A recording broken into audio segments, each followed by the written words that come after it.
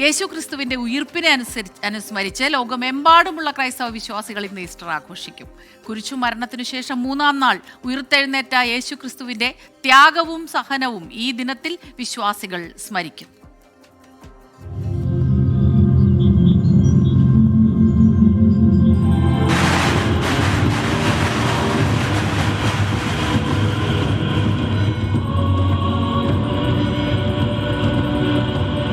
യേശുദേവന്റെ ഉയിർപ്പിനെ അനുസ്മരിച്ച് ലോകമെമ്പാടുമുള്ള ക്രിസ്തുമത വിശ്വാസികൾ ഇന്ന് ഈസ്റ്റർ ആചരിക്കുന്നു.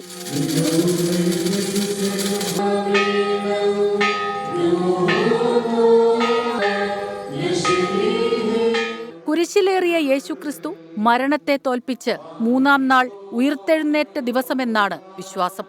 ക്രൈസ്തവർക്ക് ഇത് പ്രത്യാശയുടെ ദിനം. ദേവാലയങ്ങളെല്ലാം അർദ്ധരാത്രി മുതൽ പ്രാർത്ഥനാ നിർഭരം. ശുശ്രൂഷകൾ, ദിവ്യബലി, പ്രത്യേക കുർബാനകൾ എല്ലാം പുലർച്ചയോടെ പൂർത്തിയായി. ഈസ്റ്റർ ആചരണത്തിന് ക്രിസ്മസ് പോലെ പ്രത്യേക തീയതിയില്ല.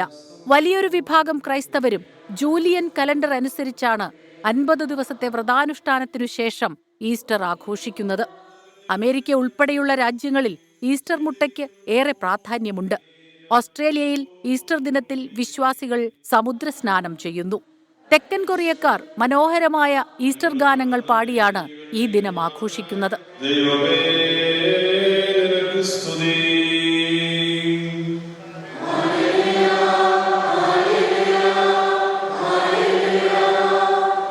എല്ലാ പ്രേക്ഷകർക്കും സമാധാനത്തിന്റെയും പ്രത്യാശയുടെയും ദിവ്യ സന്ദേശം പകർന്നു നൽകുന്നതാകട്ടെ ഈ ഈസ്റ്റർ ദിനം.